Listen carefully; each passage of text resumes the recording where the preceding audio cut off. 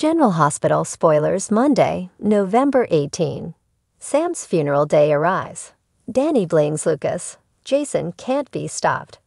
General Hospital, GH. Spoilers for Monday, November 18, reveal that Alexis Davis, Nancy Lee Gran, will have a tense interaction with Rick Lansing, Rick Hurst, which will make an already tough day even tougher. Alexis will express doubts about getting through Sam McCall's, Kelly Monaco, upcoming funeral, but Christina Corinthos Davis, Kate Mancy, may assure her mom that they can do it together. Meanwhile, Molly Lansing Davis, Kristen Vaganos, will get a visit from someone she needed to see. It looks like TJ Ashford, Tatch Bello, will support Molly as she prepares to say a final goodbye to Sam, but things will still feel a bit strained between them.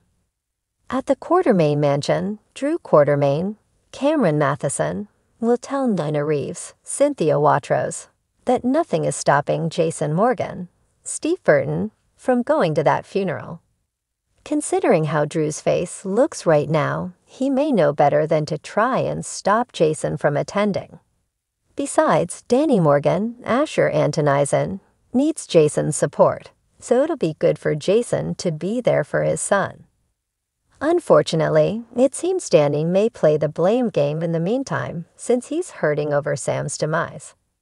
General Hospital spoilers say Danny will throw some cruel words at Lucas Jones, Van Hansis, so he may act like it's Lucas' fault that Sam didn't survive following the transplant. As for Cody Bell, Josh Kelly, he'll tell Dante Falconeri, Dominic Zamprogna, that they can figure out just about anything between the two of them. Cody will want to help Dante work through his grief and determine what's next, but Dante may continue to feel totally lost now that Sam's gone.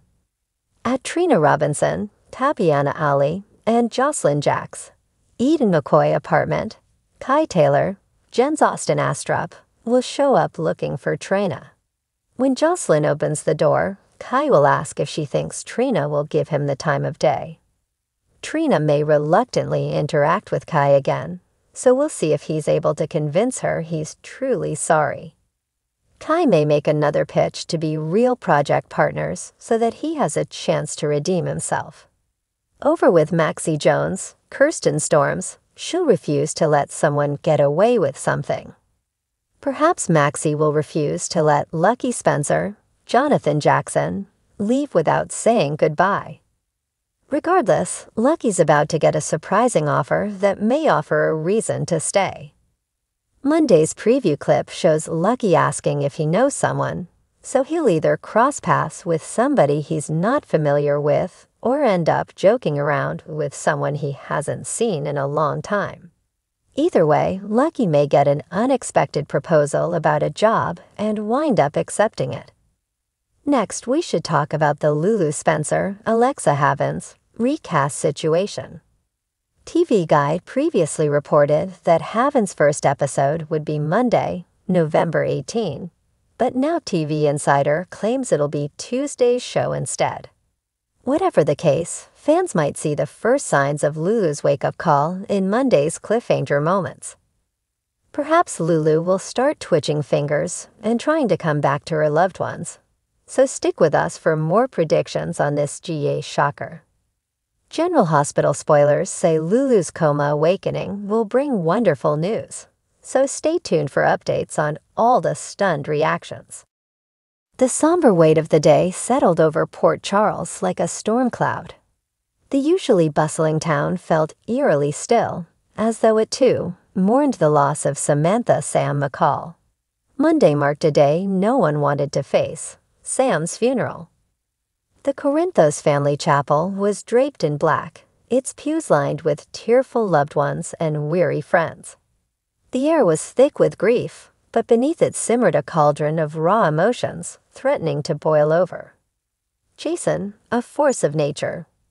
Jason Morgan stood near the front of the chapel, a storm in human form. His jaw clenched, his fists balled tightly at his sides. Grief twisted his features, but beneath the sorrow was a fire that could not be extinguished. For Jason, this wasn't just a funeral, It was a call to action. Sam's death, a result of what he believed was foul play, was not something he could let go unanswered. The whispers around the chapel were unavoidable. "Jason looks ready to explode," Carly murmured to Sonny, who nodded grimly. "He's not going to let this go," Sonny replied. "Whoever's responsible, they better watch their back." Jason's eyes scanned the room, sharp and calculating. His mind was already running through every possible lead, every name on his growing list of suspects. Someone would pay for what happened to Sam. He would make sure of it. Danny, a child's anguish. At the back of the room, Danny sat beside his younger brother, Scout. The young boy's face was a mask of anger and confusion. He clutched a photograph of his mother, his knuckles white, as he glared across the chapel. His gaze settled on Lucas Jones, who sat with Brad Cooper a few rows ahead. "It's his fault," Danny hissed under his breath, his words sharp enough to cut through the muffled sobs around him. "Danny," Alexis whispered gently, placing a hand on his shoulder. "This isn't the time." "But it is." Danny snapped, his voice louder than he intended. Heads turned, and the room fell silent for a moment. Mom's gone because of him. Lucas's head bowed as the weight of the accusation settled over him. He didn't turn around, but the tension in his shoulders was evident. Brad reached out to comfort him, but Lucas shook him off, guilt written all over his face. The ticking time bomb. Meanwhile, Carly exchanged a worried glance with Sonny. Danny's outburst was just the tip of the iceberg. The secrets surrounding Sam's death were already fracturing the fragile peace among the gathered mourners. "Do you think Danny knows more than he's letting on?" Carly whispered. Sonny sighed, running a hand through his hair. "It's possible. Kids see and hear things we don't expect. But if he knows something, it could make things worse." Jason, overhearing their conversation, turned to them, his expression dark. "If Danny knows something, I'll find out. Whatever it takes." Lucas, guilt and secrets. Lucas couldn't shake the weight of Danny's words. The guilt gnawed at him, twisting his stomach into knots.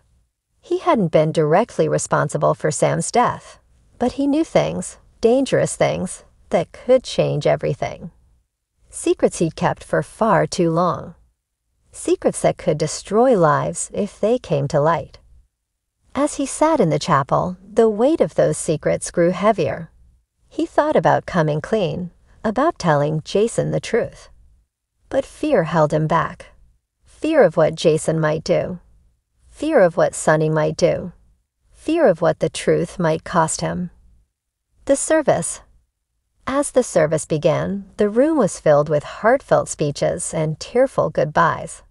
Alexis spoke of Sam's resilience and strength. Christina shared memories of their adventures as sisters. But it was Jason who stole the room's attention when he stepped up to the podium. He didn't speak for long.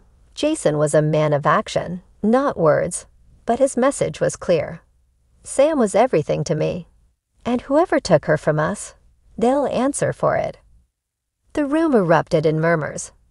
Jason's words were a declaration, not just of grief, but of war. Unraveling.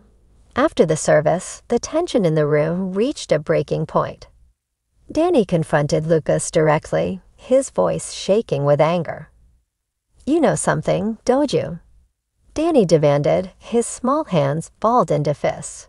"Tell me what happened to my mom." Lucas froze, his face pale. Before he could respond, Jason appeared, his presence like a storm cloud descending over them. "Is there something you want to say, Lucas?" Jason's voice was calm, but his eyes burned with intensity.